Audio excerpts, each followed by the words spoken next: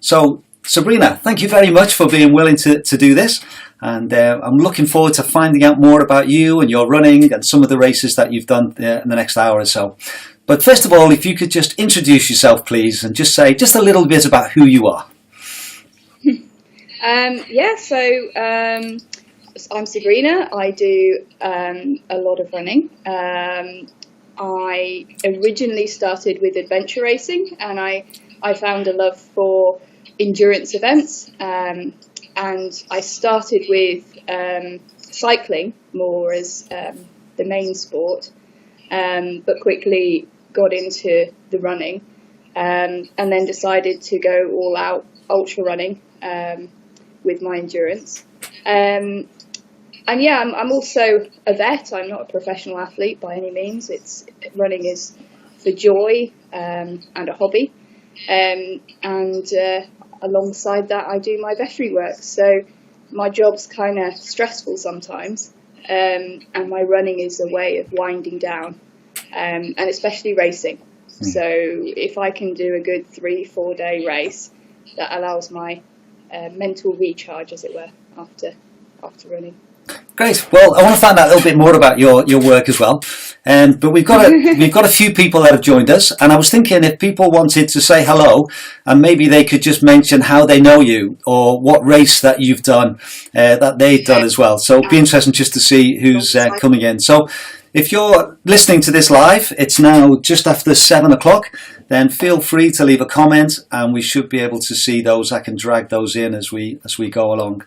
But just your work, I've got a picture of you here with a very cute looking dog. I think I found this on the internet somewhere. And then it says here that I'm passionate about providing the highest level of care to all pets at any time of day and providing 24 hours on-site care to our patients. I believe that no pet should be left unattended when they are unwell. They should be regularly assessed by the vet through the night and given appropriate treatment and care all night. That is why I set up Carnforth Pet Care, so that all pets can have access to this service. So does that mean it's yours? You set up this centre? Yeah, my now husband, yes, and I. We set it up back in July 2017. And yeah, it's difficult because in smaller, less populated areas, it is hard to get pets 24-hour care because it just means a vet's on call all the time. But it's something I feel passionate about, done emergency work quite a lot. And so I set up the practice. There are actually bedrooms on site. And now we actually have been living on site since we opened, so almost 3 years, which is a long time to live at work. Do sometimes manage to escape and get back to Langdale, which is good. But yeah, it can affect what I do because right now, as I said, I'm on call, so I do apologise if the phone rings. It's generally quite quiet, but I've probably jinxed it now. But yeah, so if I go out running and I'm on call, I need to stay very nearby so that I can get back to the practice and see patients that I need to. So yeah, but it's a bit of a sacrifice on life, but it's what I wanted to do. Yeah. And how about during this time? How are things? Are you still open? Are you still as busy, or is it quieter?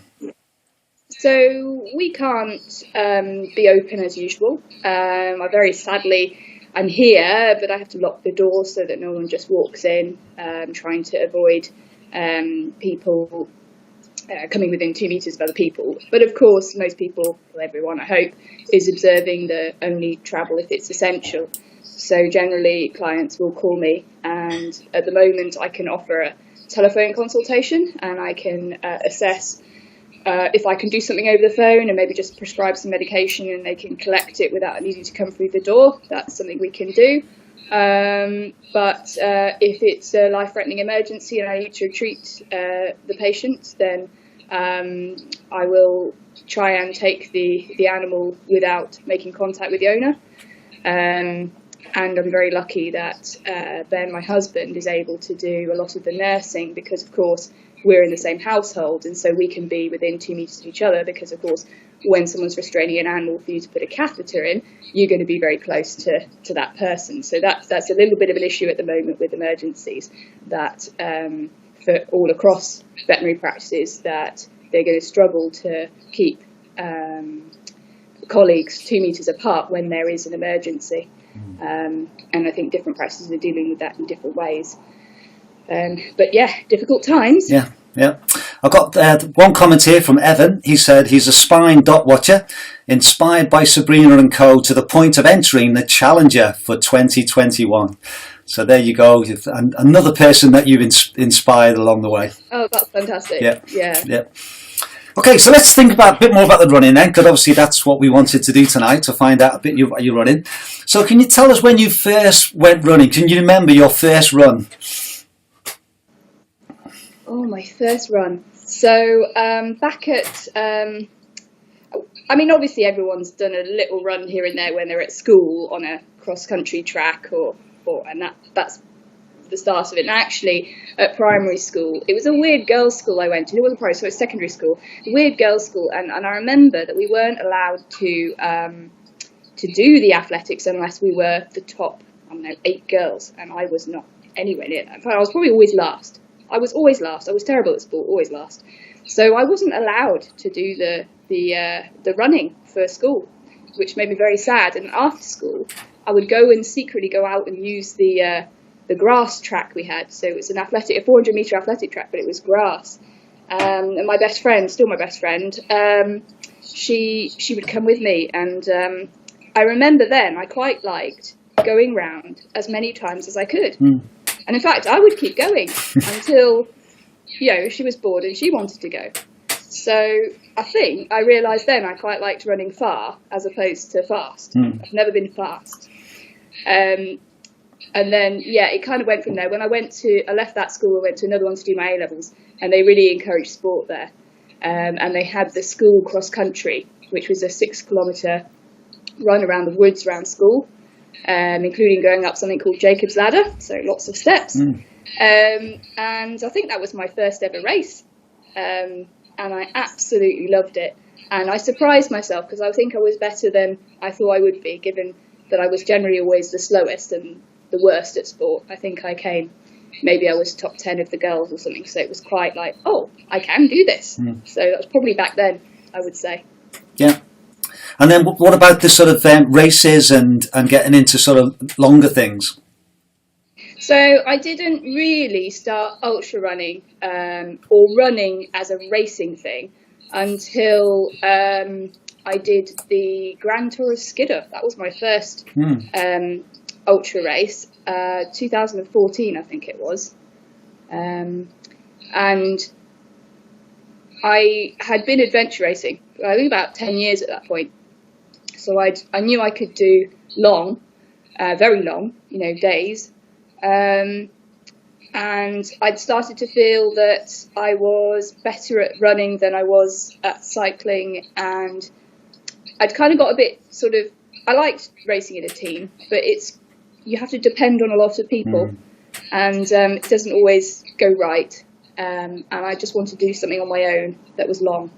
And so, I thought I'd go for the ultra running. Yeah. I actually ran that race, that same one. Did you? Yeah, with my wife, we ran together. We were a bit further back the field than you were, but yeah. What, the one I did, my first one, or which year? Yeah, no, 2014. Yeah, we ran it together, my wife and myself. It's a great route, isn't it? Yeah, it is. And I've gone back. I went back almost every year that I could. And it is. It's a short one for me. Yeah. But it's good. Yeah. Gaynor Pryor, who runs it, is a good friend. So we've so we've been involved with Gaynor's races before. Yeah. Good. So obviously that gave you a bit of a taste. Now I did look at some of your stats again, and I'll just put them up here for people to see. And there's 2 races in particular that I wanted to spend some time on.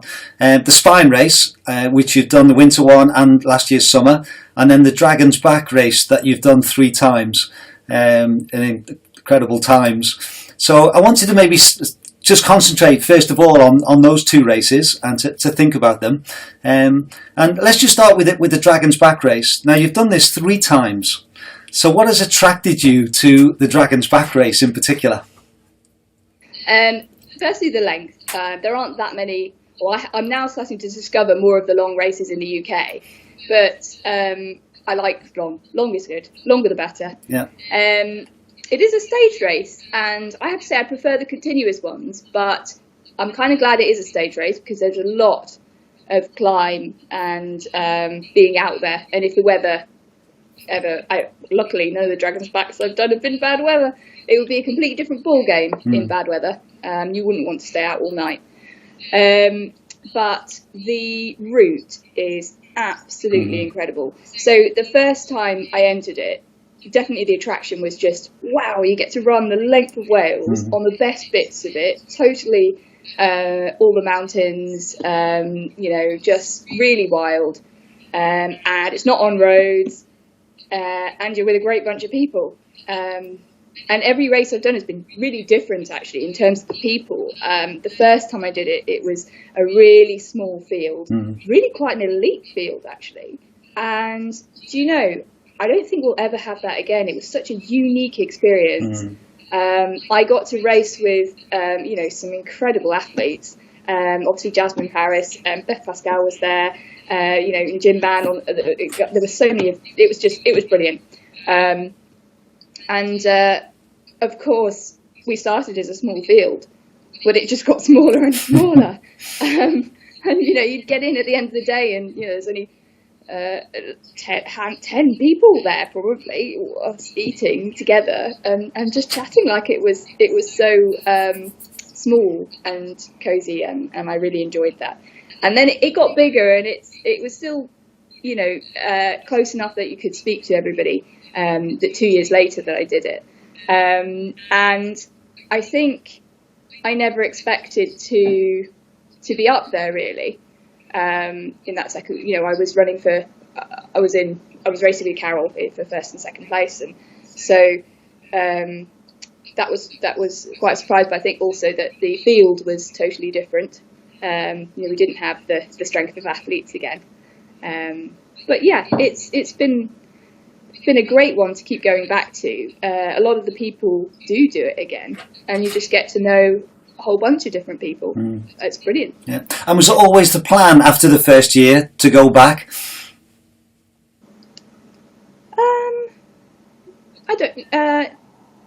I can't even remember how it happened. I think I crossed the line. No, that was the one before, and I was across the line in 2017, and Verjee said, "Do you want to race it again next year?" And I was just like, "Do you want to ask me again in another 24 hours?" Yeah. And of course it was, yeah. Was it a plan to race it again? I don't think I thought about it at the time, but when you do these races, you just enjoy it. Well, I do. I just enjoy them so much that, I just want to keep doing it. It's like spine. They're completely addictive. I really was looking forward to doing Cape Wrath because it's kind of the same thing but a different place. So you get to see a whole new landscape. So, I'm really sad that I'll have to wait till 2021 for a lot of my fun races. But I'm just glad, I will still be able to do them. So, yeah. Yeah. I was on the event team for this year for the Cape Wrath with the idea of doing it next year. So I'll have to basically put my plans back a year, I think, and help next year and then try and run the year after. So, okay, the Dragon's Back then, when you went in this year, did you have a set goal, a set aim? What was your plan for last year's race, the 2019? Yeah, so people are always sort of so focused on whether you win or not. And I always say to people, it really depends who else enters. And you can't control that. You can't control external factors. All you can do is concentrate on yourself and focus on what you're able to do. So although it's always nice to be able to win, whether it be just winning as a female, winning overall, it really depends on the caliber athletes that are entering around you. And I think it saddens me when people are upset with the way they've performed when they mark it against somebody else, because I think that is out of their control. And actually, I like to focus on what can I achieve for me, which is a stable goal. And it's quite difficult with ultra races, because you can't always run it faster, even if you're running better, because of the ground conditions, because of the weather conditions. So it's a hard one, and that's sort of why I like it as well, because I don't want to keep trying to achieve a faster and faster time and then be disappointed if I can't do that. I just want to run and have fun. That's the main goal of me going racing. And I'm not a professional athlete. I don't have to win. That's got nothing to do with it. It's nice, don't get me wrong, but it's definitely about enjoying it. And I did want to be able to run the Dragon's Back faster, which I have done each time I've gone back. And I think there's different reasons for that. So the first time I certainly wasn't prepared, and I wasn't trained. I think, as probably most people who enter these ultras, they want to do it, they really want to be challenged just to finish the race. And I was definitely like that in the 2015. I was there to finish, get from A to B and enjoy myself. So then in 2017, I knew I could finish. That wasn't really an issue. I was going to finish. So yes, it was about doing it better than I did the time before. And some of that was navigation. So obviously the first time you do a route, you don't know the way, you don't know the tricks. Although I did a pretty good job of the route in 2015. I did a better job in 2017 and a better job in 2019. So I like being able to get the navigation right. Don't always do that. Yeah, don't always do that. Yeah. And then it's about sustaining a good, healthy pace, and keeping it consistent. And in 2017, I did really well until day 5. I had a bad day 5. I think I always have a bad day 5. And I'm not entirely sure why that's happening on the Dragon's Back. I think it's a little bit to do with nutrition. I really struggle to eat what I need to eat. I think I'm a massive meat lover. Sorry, everyone who's vegan, vegetarian, but I need my meat to perform. So I think by the end of the week, I'm a bit depleted of all my energy. So it's partly a food thing, but it's also a sleep thing. So I'm not sleeping very well at night when I'm camping. And so that's another reason why I'm better off running non-stop. Because you run hard during the day, your legs are like throbbing at night, and you lie there and you can't get to sleep. So I think one thing I thought about with going into Cape Wrath is, how am I going to sleep well for 7 nights?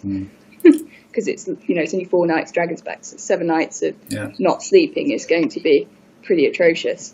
So that was going to be my aim for that race, was to sleep well and recover so I could run well on the last day. Right. I just put a little comment here. Gary Marlowe said, "Hey to both of you. Shame we won't be on the start line." So obviously he was talking about the Cape Wrath as well. Yeah, it's his birthday. Yeah, and he also said, "Sending the love from the Spine family." Yeah. So is Gary someone you know? Yeah. He's my Spine buddy. Oh, good. Okay. Yeah, he was gonna. And Dragon's Back. We ran in the last Dragon's Back final leg in. We ran in together. Right, excellent. He had a lot more energy than I did, which was kind of irritating. Yeah. But it got us through. Yeah. Well, what I thought I'd do now, Sabrina, I'd like to talk a little bit more about the Dragon's Back, but I thought just to help people watching, and we've got about 18 people or so live with us. But also this will go out and other people will hopefully watch it in the coming days. But I've got a little sort of summary, a little clips of the Dragon's Back race. It lasts about 2.5 minutes, and it's taken from the official daily videos that they put out at the end of each day, which are brilliant, aren't they?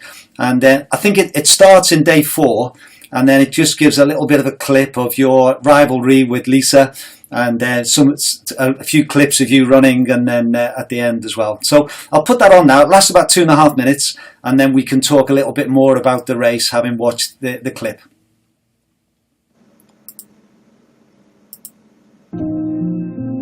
Day 4 of the Berghaus Dragon's Back race, and our dragon tamers head deep into mid-Wales. Not many people visit these hills and valleys, but they're missing out, because there's a warm Welsh welcome and some big hill vistas to navigate and enjoy. Yeah. I think she's waiting for me to start, and I'm playing that game. I think I've run well today. So, but yeah, I'd rather be behind. There we go.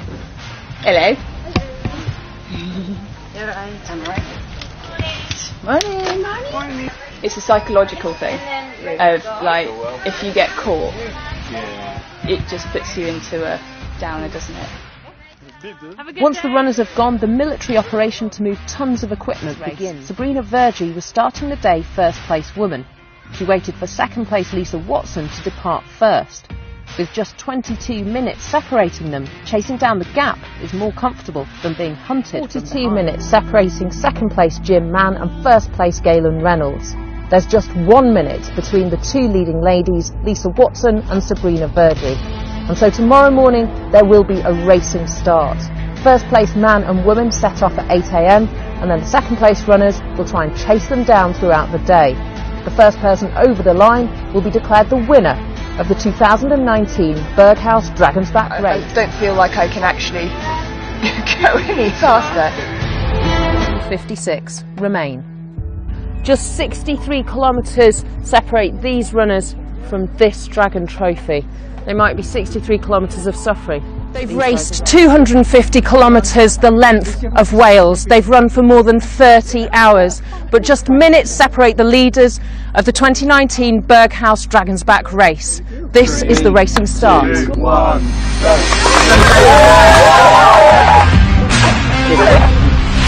5, 4, 3, 2, 1, Trying to start enjoying myself and stop thinking about the competition. It's going to be a tough day, this one. Yesterday, Lisa Watson put in a powerhouse performance to catch and overtake Sabrina Verjee and claim the women's lead. She began the final day just 1 minute and 13 seconds ahead. But as the course opened up, so did her lead. Well done. Oh my god. Well, 115 kilometres. They've climbed almost twice the height of Everest. They've ridden the Dragon's Back from Conway Castle in the north of Wales to Llandeilo in the south. Yeah, it's still going. Hang on, let me just turn it off. It did, yeah. Oh gosh, I completely forgot about that. Yeah, yeah, those moments. Yeah. Crikey. Yeah, I did the race as well last year, but I was 68 and a half hours, so I was about what were you, 46? So I was a good 22 hours behind you overall. Yeah. But I had a great time. It is an amazing event, isn't it? I just love the the whole, because we started at different times. I was going off just after 6, whereas I would imagine you'd be starting at 7:30, 8. And, yeah, John, you got to enjoy 12 yeah, more hours. That's right. Yeah, that's value for money. Definitely, yeah. But I've got a few questions about your run, because I think obviously I know what it takes to be where I was, but for you to run the pace you were going at and to cover that ground in the time that you were was amazing. So, particularly on the sort of rougher ground, are you able to still run on some of that? That really spongy grass. I'm not good at the technical, actually. Really, it's not my forte. I'm not a fell runner, but I think in terms of ultra runners, yeah, I do good job of it probably. I can run exceedingly fast downhill if it's non-technical, and that's certainly my forte. And I can keep doing that day after day after day without getting DOMs. And I think if you listen to Killian, that's also his strength on the UTMB. because a lot of people can run very, very fast, so down the hill once or for half an hour, but they can't do it for 60 hours, 40 hours. So they lose time towards the sort of, well, after the first day, really, if they've got DOMs. So that's something I can make ground up on, yeah, definitely. Yeah. But it's not a major strength of mine, the technical stuff. Yeah, I mean, I've got short legs, so the minute there's loads of heather and bog, and I find it really challenging, and it's energy sapping. Well, it is for everybody. Yeah, and is that something you've really trained at, that ability to be able to keep going and strength on that sort of downhill running? Yeah, I think it's a bit of both. There's certainly some natural ability with that. To be hard wearing, I think, is probably the best way of putting it. And I think it's not so much about speed, endurance, it's about lasting. You could be, I'm not quick, I can't race short races. It's embarrassing, actually. But I can keep that momentum that I do have going for a long time, and keep the speed up. And to some extent, you can do it, but you can definitely get better at it. But you have to have the mindset that you're not trying to go quickly. It's a bit ironic, really. When I go, I don't really train, actually. I go and enjoy myself. And the best way I do that is have the whole day, and I take a map and I go and explore a new route. And I'm not going particularly quickly, but I am going for a long time. Because the main thing that stops people being able to do that is their feet, I think. And the minute you have a blister or a sore spot on your foot, it becomes painful, and that is really energy sapping when you have pain. Yeah. And although you can run and block out the pain a lot, I think that's draining, and so you start to fatigue because of that. So you need to harden yourself up, and not try to get to be too quick, especially in the beginning, but look after your feet and all sorts. But you can definitely train to be better at longer distance, and and tough. Yeah. And then another thing about the Dragon's Back, which I found a real challenge, is using that time well overnight. Now, obviously, you had longer than I did in the camp. But what was your strategy to make sure once you finish, say, day one, to be ready to start day two in the best condition you can be in? Yeah, so that was noticeable from the first Dragon Back, where I probably was having similar times to what you're talking about with yourself in 2019. I'd get in, and then I'm like, right, I have got to drink fluids. I've got to eat, and then I've just got to try and sleep. And I did feel that time was pressurized, and I'd watch people coming even later and just thinking, well, you're on the back foot already because you haven't had the chance to refuel. And I'd, of course, look at Jim Mann, who'd been there 4 hours before I had, or whatever long, having had his massage and everything else. And I'm thinking, no wonder he can run fast the next day. So you do need organizational skills. And the more tired you are, unfortunately, the less efficient you become. So it's also a bit of a vicious cycle on that one. But nonetheless, I was really tired in the spine race, and I managed to keep focused and be organised. So you can train to do this. So you need to think about what you really need, not what you want, but what you really need. Just focus on those really important things. And it's really easy to get distracted and chat to people. And you can do that, but you need to do all the things you need to do first. So the minute you go in, you just want to slump in a chair. Well, that's no good, because you're going to get cold, you're going to get stiff, and then once you're sitting in the chair, it's harder to get yourself up and motivated to go and get what you need. So I'm always thinking about, when I'm running in to finishing that day, not about, I'm here and I'm that, and I've arrived and that's it and it's all over for the day. I'm thinking, right, I'm still racing. I need these things to be ready for tomorrow. So the first thing I do is unpack my rucksack, which has all the messy stuff in, all the wrappers and empty water bottles, and I basically repack it for the next day. So, and I know in my mind I'm a bit more focused on what I needed in the bag. So obviously you have your mandatory kit, but you're more aware at that time how much food you're going to need for the next day, because you know what you've eaten just then. So if you've been thinking about that, you pack your bag with the right amount of food, you refill your water bottles, any wet kit, throw it out, put dry kit in, make sure you get mandatory gear. Right, rucksack's done. Make sure your bed's ready to go to sleep in. So you want your sleeping mat out, you want your sleeping bag ready, and your set of clothes. That what I would do is sleep in my running clothes for the next day normally, to save another faff of changing. And then you got to get water. So while I'm doing all of that, I'm drinking and eating. And I'd go and get a first meal, and then go do a bit of packing, and go back and get a second meal, because your stomach's kind of starting to shrink because you're not used to eating meals as such now. Now you're eating trickle feeding through the day.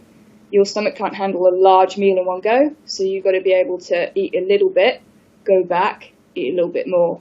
Normally that was a bowl of chips, so I think my first Dragon's Back I had about 8 bowls of chips every night, and that's what I ate. Thank God for chips. Yeah. So yeah, you can be efficient, and you can get then you're ready for the next day. You need to be peeing clear. If you start the next day and you've not had a pee all night, you're stuffed, basically. So you got to better to take a little bit too much and have to get up in the night to go for a wee than the other way around. Yeah. I don't know if you saw the comment from Gary there. He said, less fat, more fuel. And I think that's certainly true, isn't it? Yeah. Yeah. Yeah, and if those who are watching, if you want to leave any comments or you want to ask some questions, then feel free to put them on, and we'll ask those in a few minutes as well. The other thing I wanted to ask about the Dragon's Back, so just tell us a little bit about what it's like at the front end of a race like that. Of course I want to do as well as I can. Of course I want to be the first lady to cross the line, or the first person if I can manage. But you can only, as I say, do what you can do. So I try not to think about what somebody else is doing, and just run my own race at my own pace and do what I can. And I ran, actually, I really can't believe how fast I ran those first 3 days, in fact. Each time, I think I knocked maybe an hour and a half off my days. I mean, that's nuts, because it's not like I ran slowly in 2017. So I was having a really, really good race. And I was really pleased with what I was doing. Navigation was going well. Everything was going well. On Wednesday evening, when I crossed the line, I actually fainted. And that's never happened to me before. It was a bit weird. And as it transpired, I'd just got really cold very, very quickly. And it was silly because it was still 16 or 17 degrees. It was not like spine weather or anything. But I think because I'm small and have rather comparatively large surface area for size, my heat just evaporates ever so quickly. And I probably didn't have enough sugar in me and things like that.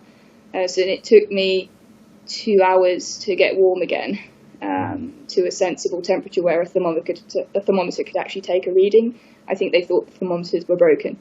We tried quite a few, and they didn't have a reading on. So something was obviously, and that's probably, I was just racing very, very hard. So I tried to recover as best I could Wednesday night. And I did a good job of it, because I think, as I saw on the video, Thursday morning I was ready to race again. And I raced pretty well, but I think through the afternoon I'd started to feel like I was going to faint again. And so I think that was a lack of nutrition, not getting enough calories in to go as fast as I was going. So Thursday evening when I got in, I was semi-pleased with how I'd done, but I think I knew it was kind of all over, actually, at that point. because I'd put myself through a lot. So although I'd like to think that Friday morning I could have been there ready to race, I actually knew that it wasn't going to happen, and then that day I wasn't very well at all, and even wondered about finishing the last day. So it was a bit of a, unfortunately, the truth of it is it was a little bit of a dragging my sorry self to the end, yeah, unfortunately, because I would have liked to race it out, but I was goosed for whatever reason. Yeah. Well, congratulations. I know, looking at the times, it tells one story, doesn't it? But obviously hearing how you were, so I think you did really well to finish and, to complete it. Yeah, I was super chuffed. And when I look at my overall time, I'm still super chuffed. Yeah, I still think I did a good job of it. Yeah. But, if you ask me, do you want to go back and do it again? I'm like, yeah, I have to nail day 5. What's wrong with my day 5? Yeah. Well, they're talking about having a day 6 as well now. Yeah, exactly. Give me day 6. Yeah. I've got to nail the last day. Yeah. And that's what the ultra's about. You've got to have a consistency. So, you look back and I was obviously running too hard, obviously. But at the time, I wouldn't admit that. No way. I was having such a good time. Yeah. Yeah. Now, I do want to move on to talk about the spine race, but we've got a good question here from Phil Owen. He's a good friend. And he said, those of us watching John's interview with Ian Beattie, the race director of the West Highland Way race, the other night, notice you seem keen to run. Have you run many of the next bit there? Classic 100 races? And if so, how do you feel about them compared to the multi-day events? So, classic 100-mile races. Well, the one that would spring to mind would be Lakeland 100, which is not 100 miles. It's 106. I'm trying to think what other 100-mile races there are. I suppose in classic. Yeah, I would imagine he's thinking about the Western states and some of the ones in America as well. Even UTMB. Oh, I've done UTMB. Yeah. I can't see myself going to the States. I don't know why. I don't know. I like to race in the UK if possible. I don't have loads of holiday and time, so I guess that makes it more efficient. I also think if you're going to go abroad to race, you need to give yourself more time either side, because there's no good getting off a plane and trying to race. And you've got time lag. Jet lag and all of that to deal with. So I don't know about going further afield, but the UTMB I did. And what's the actual question now? So have you run many of them? And if so, how do I feel compared to multi-day events? I like them. I like the 100-mile ones because it's at least, they're generally going to take about 24 hours. Some less, some more. So you're running through the night. So I like that. I like the challenge of it. It's long enough for me to get my teeth into. So yeah, they're good. And they compare to the multi-day events. Yeah, I'm not good at sleeping, so I prefer to go continuously. I'm at a disadvantage. The minute everyone gets to sleep for free, I'm at a disadvantage. So I prefer to keep going, and then you don't have to put up with the sort of restarting again, which is never comfortable. Yeah, Phil's put on classic West Highland Way, Lakeland, Hardmoors, the Northern Classics. That's what he's thinking about. Okay, so I think we've established that I must enter the West Highland Way. Definitely, yeah. So that's good. So that's the one for me to have a go at. And yes, the Lakeland I've done now 3 times. My last one was a DNF, which it was either going to be a DNS, do not start, or a DNF. So I chose the DNF, and because I had raced too much. I entered the Lakeland 100 before I knew my full lineup for the year, and there was no way that I was not going to turn up and see all my friends and watch them racing while I couldn't. So I did it, and I'd like to do the Hardmoors. So yeah, The UTMB, I found a bit overwhelming, actually. There were too many people for my liking. I started in the elite box, which you think would be great, but as a lady in the elite box, you've then got 400 or 500 male runners behind you who are faster than you, all mowing you down to get to the front. Yeah. So, so the UTMB's, it's too big. I much prefer the ones at home. Yeah, I can see as well from what I've learned from your interview that the West Highland Way is also like a bit of a family, like the Spine family. Yeah, definitely. That's what I like. Yeah. I like small and family-like, as opposed to big and commercial. Yeah. Well, maybe that's a good time to answer this question. Andy Cole, as well as Cape Wrath, what other long races do you have in your sights? I have an entry to Tour des Géants, which, whether it will happen or not this year, I don't know. I really, really hope it does, because I think, especially with everything else being cancelled, I'll be in such good shape for it. I'll have had the best rest ever. So there's that one. There's also a new race coming to the Lake District, which I had an entry for, which has been postponed to next year. It's in October. It's the 13 Valleys. And I was quite looking forward to doing that. It's quite nice to have an alternative to the Lakeland 100, I think, because I didn't get an entry for that. It was sold out before I'd even realised I could enter it. So, it's nice to have an additional one in the lakes. And my main challenge for this year, which I really hope will still happen, is the Wainwright's Challenge. I'm due to do that on the 19th of June. So we just have to see what's happening with lockdown. They'd have to lift the restrictions slightly, because I don't think I could get away with this being my one form of exercise for the day. Although I'm quite happy to do it without any support, but I think it'd be irresponsible at the moment with coronavirus around. In case I wouldn't want to even be a chance of burdening the NHS right now. So have to be realistic about what we can achieve at the minute and just see what happens. But that would be my big thing this year, and that's what I really, really hope I can still do. Yeah. Okay, excellent. Thank you very much.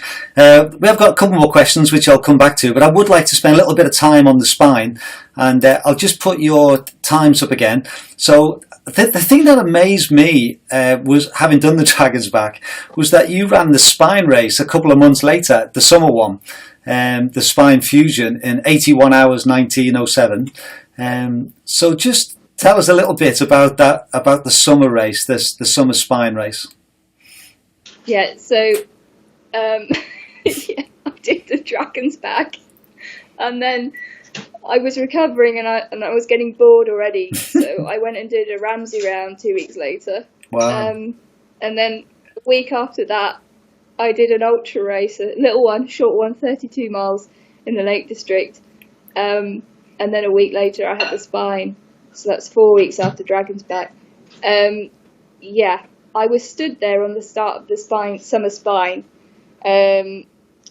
sort of apologising to my body for what I had already put it through, and I was just pleading with it, bargaining with it, just to say, just one more, and then I won't worry about the Lakeland 100 body, promise. So I was very pleased that it performed in the way that it did, because I didn't really deserve that. I hadn't given it enough rest. But when I think about it, it might be why I did do so well, because I had said to myself, you are tired, you need to eat as much as you can, because you're still eating double calories, paying back for Dragon's Back, and you need to go out slowly. I'd be worried when I entered, actually, that I could end up in front alone for the entire 4 days or 5, or however long it would take, because I didn't know who'd entered, and I know that it was going to be quite a small field, possibly with not such strong athletes, and so I'd said that I wasn't allowed to go to the front until until at least day 2. So and did that work? So I can't remember. So we set off, and I think I was sitting between 10th and 20th for the first few hours. And I was running with Greg. That's what I also said. I'm going to run with Greg Crowley for a bit, because we raced together. I normally finish in front of him, like the Dragon's Back, a bit faster. But I thought if I go along with Greg for a bit, we'll have a good chat. At least I won't be on my own for the entire thing. Because you can get quite spread out in a field and not see anyone for what could be the whole race, you know, with that smaller field. Which I'm not adverse to being on my own, obviously. But, you know, you like a little bit of chop and change, you know. So I was running along, and before I knew it, I'd dropped Greg completely accidentally. I don't know how it happened, because I'm sure I was just talking to him 1 minute, and the next minute I'm like, where has he gone? And I wasn't completely sure he was behind, actually. I knew he was somewhere, but not in sight. So I started looking forward at that point, and then you realise that you're running along, and the T-shirt in front is just getting closer. And then, I don't know, only 5 or 6 hours in, I could see the front 2 T-shirts, because I'd counted, and they were not that far. And I was like, nope, don't do it. Don't do it. So I stayed behind for quite some time. I think it was till Stoodley Pike. Is it Stoodley Pike? Before Hebden Bridge, anyway. And then we ended up, the 3 of us were in Hebden Bridge together. That's the first checkpoint. And then I was very lucky, because Kees Vander something, Lund. Kees van der Lund, I think. Anyway, he's a brilliant Dutch guy, and we were running together for a fair bit of it, and it was good company. Was that always the plan, to do it in preparation for the winter event? No, I was not going to enter the winter one, actually. I was going to do the summer one, because I had said when I watched the winter one, that looks like a really good race. Why would you do it in winter? And that's when I found there was a summer one, because I thought I really want to do the course, the Pennine Way, and I wanted to do an FKT, but I thought, actually, just do the race. That's awesome. And there's a summer one, so I entered that, and I thought, yeah, that's what I need to do. And then, yeah, it's not very long afterwards that you go, I just want to do it again. I just have to do it again. So that's why I ended up doing the winter one, because it was so much fun. Yeah. And even after the winter one, even before the winter one, I had said to Ben, my husband, I said, I only need to do this once. Why am I doing the winter race? I'm not good in cold. It doesn't suit me. I only need to do it once. And now I've already entered the Winter Spine in 2021. Right. Why? I don't know. Yeah. Well, again, Sabrina, I've just put a few little clips together of from the race, and it lasts about 4.5 minutes. So again, we can watch this and then maybe pick it up as well. And if there's any questions about the Spine race that people would like to ask, then put them in the comments, and we'll ask those as well. So again, this is taken from the official footage that came out each night, and as one of the people who love following the dots and love following these videos, they're great. So I've just put it together with your best bits. Take care in the hills. 4, 3, 2, 1, go!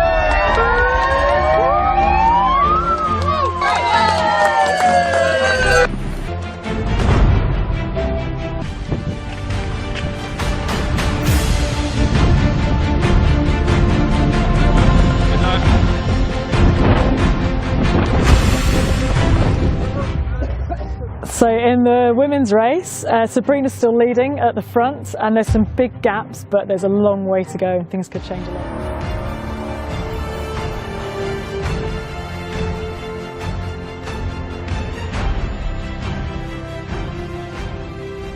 Yeah, I think the key is not to faff.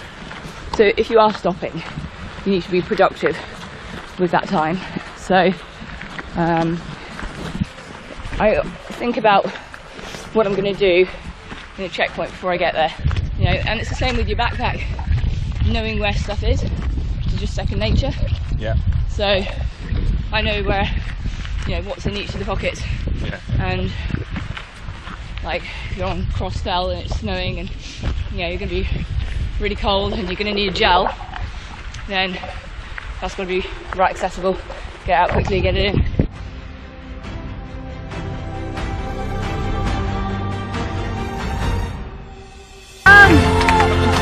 Well done, guys.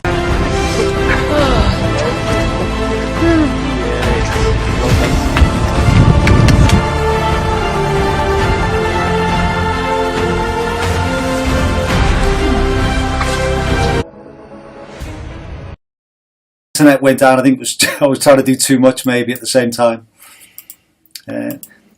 If someone could just put a comment on later. But just the bits that you watched there, did it bring back some good memories? Oh yeah, it just makes me smile and makes me so happy. Yeah.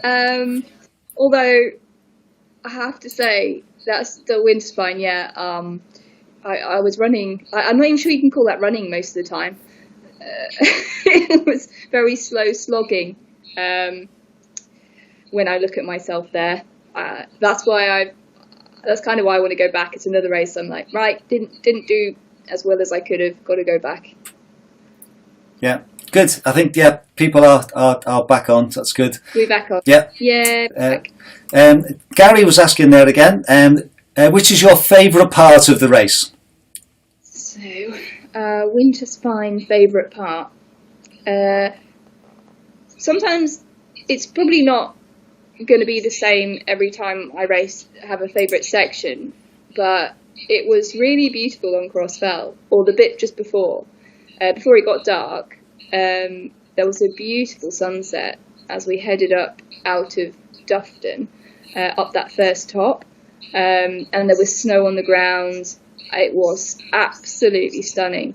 But as I progressed into the night and up Crossfell, oh my God, it was cold. It was so cold. It was nothing fun about that. Mm-hmm. I got so hypothermic. I was in Greg's hut a long time to warm up, but it was beautiful. And it was different because I hadn't seen that part in summer. I think it must have been dark for that bit when I had gone across in the summer spine,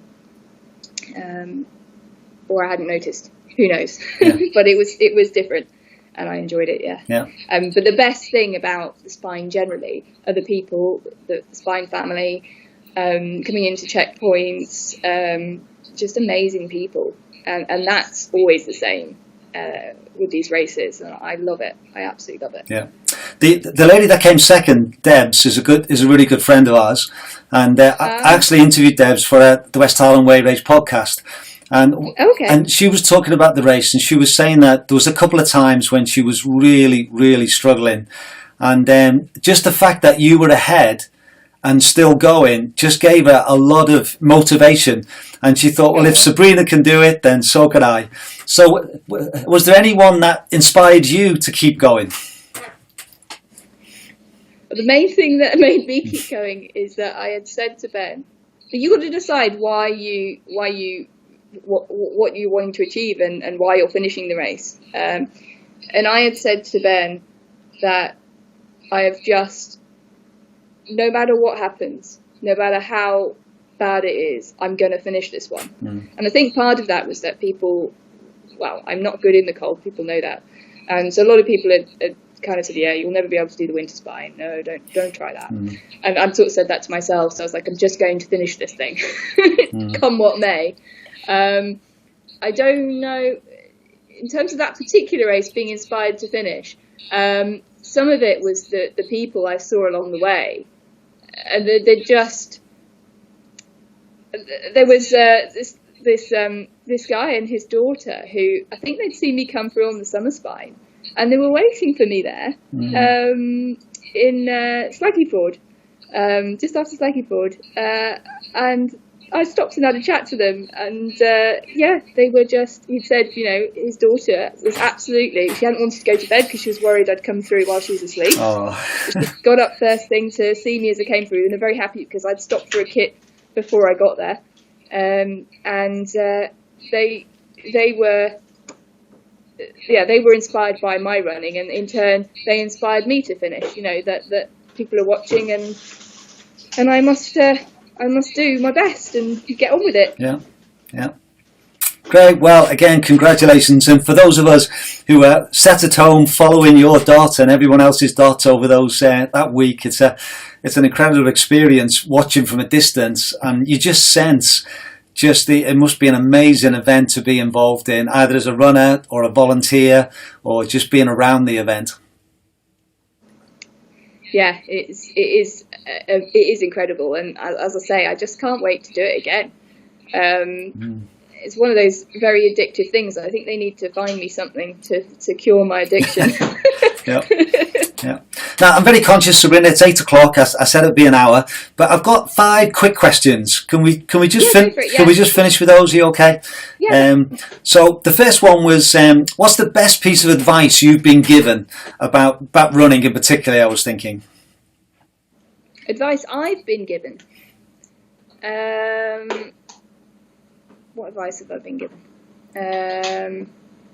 Or maybe advice you'd like to give. Yeah, it's generally about eating, I would say. If you don't put food in, you don't get energy out, and that's okay for an hour. But after that, you're on the back foot. And whenever I'm slowing down, it's normally because I haven't had enough food. Right. And yeah, Ben's probably told me that in adventure racing. Like, come on, what's wrong with you? Here, eat this. Yeah. Someone actually, when you're in a team in adventure racing sport, someone's literally shoving food in your mouth, and then a few minutes later, or 10, 20 minutes later, you're back on it. So, yeah, probably that's the best advice, that you just have to eat a lot, and then the other thing is looking after your feet. They're going to hurt the most. Okay, and the second question, what is your favourite piece of kit that you'd like to take with you on a particularly a long one? Okay.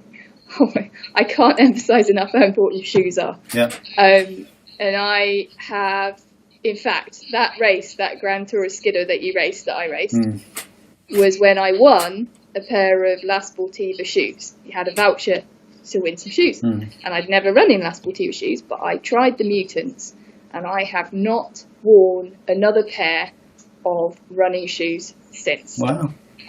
They are so comfortable. They are my favourite piece of kit. I could swap anything else, but not my shoes. Okay. So they are the thing. And then other than I have so much kit that I love. All my kit. Okay. I love all my kit because it looks after me. I mean, my waterproof jacket, the Berghaus Hyper 100, they've stopped making it. I'm going to die. I've got a few left. But when they run out, I'm going to cry. And then the other one is the Berghaus Hypertherm that I have had 4 years. The little thing has holes in it, all its stuffing fell out. And I wrote this pathetic, drivelling email to Berghaus, and I said, can somebody please repair this, because you've stopped making it. And they've assured me that they are bringing out something better. So I can't wait. Yeah. If there's something better than that. But yeah, some kit you just can't live without. Excellent. And what is your go-to food in a long ultra? Is there a particular food that you can stomach when things are getting tough? I love food. I'll pretty much eat anything, I would say, I think. But you do get fed up of sweet stuff. So you do need some savoury snacks, I think. Because if you eat too much sweet stuff, found especially from adventure racing, I learnt this, your tongue will swell. This is very unpleasant. And your mouth will ulcerate. And then your mouth will be so painful that you can't eat anymore. So do not only eat sugar, because it's going to end up in a very sad situation. So I like dried bananas, nice. I like meat. So pepperonis, chorizo, that kind of thing. Cheese is really good. So you can get Baby Bells, whatever, but actually if you just get a block of cheddar and slice it up, that's quite good. And then I like crackers, so I'll put, if you do it before the race, you can put a cracker, a slab of cheese and another bit of cracker. And if you leave that in the cling film for, of a spine race, and you're having it on day 3 or 4, the cracker softens. So normally you wouldn't like this cracker because it would taste horrible and soggy. But actually when you're racing, it's that bit moist and you can actually digest it a bit better. So those are quite good foods. I used to adventure racing. I like Pop-Tarts. I haven't been able to get hold of them lately, but they're quite good because they're sugar and carbs. They're quite a good energy hit. And but in the winter spine, you kind of need to not have food that you're picking up with your hands because you're going to be wearing gloves because it's so cold, especially me. So I went for bars. I'm not that keen on eating bars, but actually they're just practical. So you can just one bar, you eat it, and you haven't got to pick at something. And that's really important. So it does depend on the environment of it as well. If it's going to be a really hot race, then a lot of the foods I said are completely inappropriate. Yeah. So you've got to find something that's good for the environment that you're racing in. Okay. Question 4. If you could only do one more ultra, which one would it be? Oh, yeah. I saw your question when you sent me them, and I thought, I have to think about this before you ask me it, because that's a really important question. I would probably choose one that I hadn't done before, because if I've already done it, do you know what I mean? Yeah. So I'd probably say Cape Wrath on that front, or Tour de Jean, one of those. Yeah. But if it was one of the ones I'd already done, then it's got to be the Spine. Okay. It just has to be the Spine. Yeah. Just because of the Spine family. I've got to see my Spine family. Yeah. Excellent. And then the last question I've got, do you have a mantra to keep you going when things get tough? The mantra? No. I know a lot of people seem to run these things and seem to think the purpose of this is pain and grueling. I think that's a bit weird. It's all enjoyable for me. I just love it. There isn't this is awful and I need some mantra to keep going. Sometimes, a lot of the time, I don't actually want to finish the race because I don't want it all to be over. So that day 5, the first time I did the Dragon's Back, I didn't want to finish the race. I wanted it to keep going and I never wanted to end. And I was actually really sad on that last hill and I stood there for ages, taking it all in and not wanting it to end. And a little bit, even the Winter Spine, on that last, you'll see I was wandering around the Shill for a bit. I wasn't lost, honest. But I wasn't in a hurry to get to the end for it to be over, particularly. I enjoy it. It's fun. I know that's probably not what people expect. Some people seem to think, that it's all got to be awful and grueling and hard, but it's fun. I really do enjoy it. Yeah. Great. Well, thank you so much for tonight. It's been great. I say we've met a couple of times, just briefly at different things, but it's been lovely just to have a bit of time just to find out a little bit more about you and about what some of the races you've done. We wish you all the best for the future, whatever you end up doing, and I really hope you get to do the Tour de Giants this year. That would be an amazing event. And maybe once you've done it, I'll get you back on and we could talk about that one as well. So yeah. But thank you very much, and have a good evening and keep safe in this difficult time. And we'll look forward to seeing you do this year and in coming years. Well, thanks, John. So thank you very much. And thank you for those that have been watching either live or afterwards. There will be some more of these coming out in the next few weeks, as I wanted just to see if we can keep the ultra running community sort of together at this time. So thank you very much and good night from us.